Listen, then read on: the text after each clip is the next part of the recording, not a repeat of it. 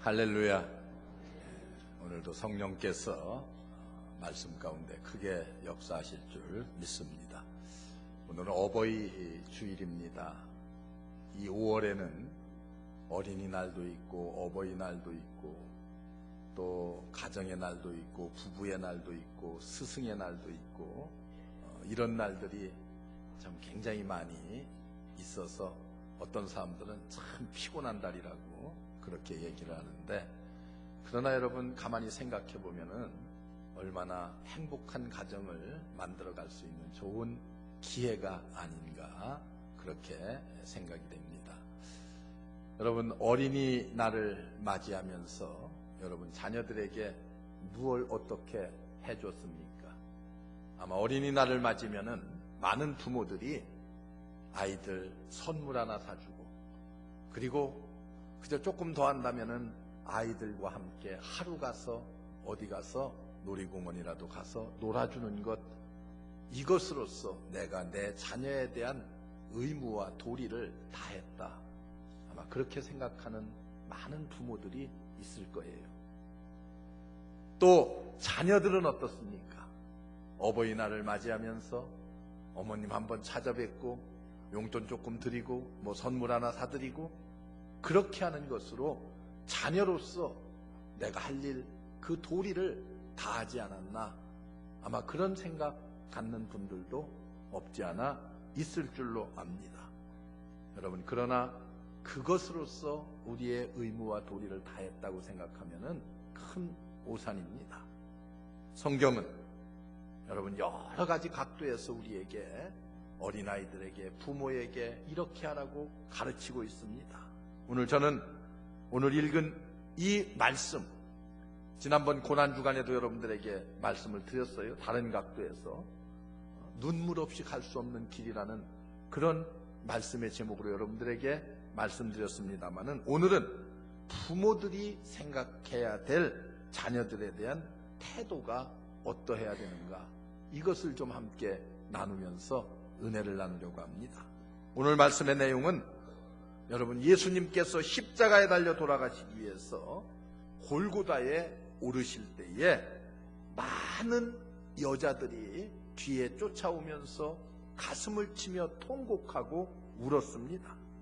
그때 예수님께서 돌이켜서 그들을 바라보시면서 하신 말씀이 이 말씀이 곧 오늘 말씀입니다. 예루살렘의 딸들아, 나를 위하여 울지 말고 너와 너희 자녀들을 위해서 울라, 이렇게 말씀하십니다. 이 말씀은 여러분 그 뒤를 보면은 종말의 모습을 우리들에게 말씀해 주고 있어요. 다시 말하면은 이 땅이 멸망당할 그때에 내 자신과 너희 자녀들을 위해서 슬퍼해야 되지 않겠느냐. 내가 십자가를 지는 것, 이것 가지고 너무 안타까워하지 말고 너와 네 자녀들 장차 종말이 올 때에 어떻게 될 것인가를 좀 생각하면서 눈물을 흘리고 슬퍼하라, 이렇게 말씀합니다. 여러분, 오늘의 많은 사람들이 이구동성으로 말하는 것들이 있어요. 그게 뭡니까? 말세가 되었구나, 세상 종말이 되었구나, 이렇게 말들을 해요. 말세가 가까웠다는 거예요. 왜냐하면은 여러분 세상에 되어지는 모든 모습들을 우리가 바라볼 때에 정말 말세가 된 것 같은 그런 느낌을 받기 때문에 그렇습니다. 특히 젊은 청소년들이나 어린아이들의 모습들을 볼 때에 이러한 사실들을 더욱더 우리 마음 깊이 절감하게 돼요. 청소년들이, 젊은 어린아이들이 어떻습니까? 아주 영악해졌습니다. 여러분 관심 있게 여러분들의 자녀들을 보고 커가는 모습을 살펴보고 우리의 이웃의 젊은 청소년들의 커가는 모습들을 바라본다고 하면은 아마 이런 점들을 누구나 쉽게 발견하면서 놀라움을 금치 못할 거예요. 여러분 10대의 범죄들이 무섭게 늘어나고 있잖아요. 얼마나 아이들이 옛날 여러분들이 자랄 때의 모습들과 달라졌는지 모릅니다. 여러분 예수님께서 너희 자녀를 위해서 울라고 하신 말씀의 그 의미가 새삼 우리의 가슴 깊이 와서 부딪히고 닿는 그런 말씀이 되었습니다. 여러분, 우리 주님께서 자녀를 위해서 울라고 하는 이 말씀에 깊은 의미가 어디에 있습니까? 먼저 자녀를 위해서 울라는 것은 자녀의 소중함을 좀 너희가 알라고 하는 그런 말씀입니다. 여러분, 그럴 때만이 자녀를 위해서 우리가 슬퍼할 수가 있습니다. 자녀의 고귀함을 우리가 알아야 돼요. 여러분, 소중함을 알으면은 그것을 잃어버렸을 때의 아픔도 아쉬움도 알 수가 있어요. 별로 중요하지 않은 것은 여러분 잃어버려도 아쉬움이 하나도 없어요. 무슨 마음의 슬픔이 있겠습니까? 그런데 여러분들에게 소중한 것을 잃었다고 할 적에는 그 아픔이 어떻겠습니까? 그 슬픔이 어떻겠습니까? 고대 유대인들은 가정에서 자녀가 태어나는 것을 하나님의 은혜의 상징으로 생각했습니다. 아, 자녀는 하나님께서 내게 베풀어 주신 은혜, 그리고 내 평생의 소원을 하나님께서 들어주셨다, 그렇게 생각했어요. 자녀를 낳았을 때 그런 마음을 가졌습니다. 그래서 다윗 왕은 시편 127편을 보면은 자식은 여호와의 주신 기업이요 태의 열매는 그의 상급이로다. 젊은 자의 자식은 장사의 수중에 화살 같으니 이것이 그 전통에 가득한 자는 복이 있도다. 이렇게 말씀해요. 여러분, 성경은 우리에게 하나님께서 주신 가장 복된 선물이 곧 자녀라고 그렇게 우리에게 거듭거듭 강조해서 말씀해주고 있습니다. 여러분, 우리가 자녀가 하나님의 선물이라는 생각을 할 때에 어때요? 그것의 소중함을 알게 되고 소중할 때에 소중하게 키울 수가 있습니다. 여러분, 내 자식, 이건 이제 마치 소유욕만 있어서 이것은 내 물건과 같은 것으로 생각하고 내 마음대로 아이들을 키우는 것이 아닙니다. 내 뜻대로 키우는 것이 아니에요. 내가 원하는 대로, 내가 하지 못한 것을 자식을 통해서 이루어야 되겠다고 하는 그런 무슨 한풀이 같은 마음을 가지고 자녀를 키워서는 안 된다는 그런 뜻이에요. 여러분, 자녀는 어떻게 키워야 돼요? 하나님이 주신 선물이기 때문에 하나님의 뜻에 따라서 하나님의 뜻에 맞추어가면서 우리가 자녀를 양육해야만 합니다. 이게 성경이 우리에게 가르쳐주는 진리예요. 여러분, 앞으로 이 아이들이 나를 잘 섬길 것이고 나를 잘 효성스럽게 모셔줄 것이고 이런 마음만을 가지고 자녀를 키운다고 하면은 그런 사람은 반드시 자녀를 통해서 후회하게 될 날이 올 줄로 믿습니다. 여러분, 자녀의 소중함을 알고 자녀를 정말 하나님의 뜻을 따라서 키울 수 있는 그런 우리 모든 성도 여러분들 되시기를 주의 이름으로 축원합니다. 더 나아가서 자녀는 여러분 잘 가르치라고 하는 의미가 오늘 말씀 속에 있어요. 우리 주님께서 자녀를 위해서 울라고 하는 이 말씀 속에는 자녀를 잘 가르치라고 하는 그런 그 내용들이 담겨져 있고 의미가 담겨져 있습니다. 미국 연방수사국에 후보국장이 있었어요. 그는 사회건설의 올바른 아동교육이 차지하는 그 중요성을 이렇게 말하고 있습니다. 오늘 교회를 떠난 아이들은 내일의 범죄자다. 한 어린아이가 10년이 지난 다음 웨슬레가 되느냐 히틀러가 되느냐는 그의 어린 시절 인격 수양을 감당하고 있는 사람들에 의해서 좌우될 것이다.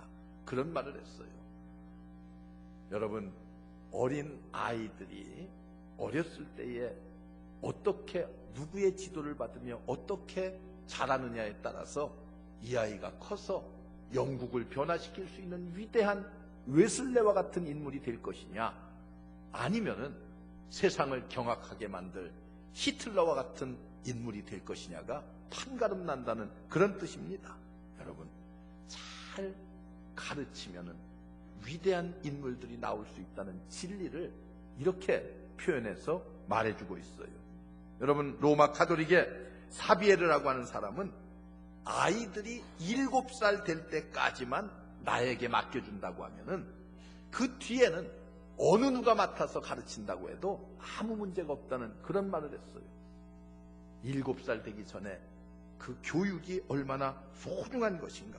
어렸을 때에 정말 믿음과 신앙으로 잘 가르쳐야 된다고 하는 것을 아주 대변해주는 그런 말씀입니다. 사랑하는 성도 여러분, 자식들에 대해서 얼마나 깊은 관심을 가지고 있습니까? 우리 한국인들은 영국보다도 교육열이 훨씬 더 높다고 그래요. 대학 진학률도 높고, 웬만한 가정은 요즘은 뭐 다 지가 공부를 안 해서 못 가면 모를까, 다 대학에 보내서 공부할 수 있는 그런 여건들을 갖추고 있잖아요. 다 또 보내고. 여러분, 그런데 우리 부모님들이 잘못된 욕망들도 많이 가지고 있어요. 아이들이 다 공부해서 1등만 되기 원해. 내가 가끔 말하지만 너무 그렇게 1등 원하지 말아요. 아이들을 어떻게 믿음과 신앙으로 잘 가르칠 건가, 이런 것에 좀 깊은 관심을 가졌으면 좋겠어요. 아이들 1등을 원하는 부모님들은 중고등학교 시절 본인의 성적표를 딱 띄어다 놓고 너도 요만큼만 해라, 이렇게 가르치면 딱 좋을 것 같아요. 왜 반응이 없어요? 네. 다들 1등만 하신 것 같아요. 네. 여러분, 정말 신앙적 교육이 없는 우리들의 가정의 자녀들이 아닌가를 생각해 봐야 돼요. 얼마나 신앙으로 우리 자녀들을 잘 가르치고 있는 것인가. 여러분, 지식이라고 하는 것은 좋은 거예요. 많이 배워야 되고 많이 알아야 됩니다. 그러나 여러분, 잘못된 지식이라고 하는 것은 어떻습니까? 그 잘못된 지식을 가지고 못된 곳에 사용하면은 그것이 엄청난 결과를 가져오고 더 무서운 죄를 낳을 수 있다고 하는 것을 여러분들이 기억해야 됩니다. 이것은 마치 핵의 원리와 같은 거예요. 여러분, 핵이라고 하는 것은 어떻습니까?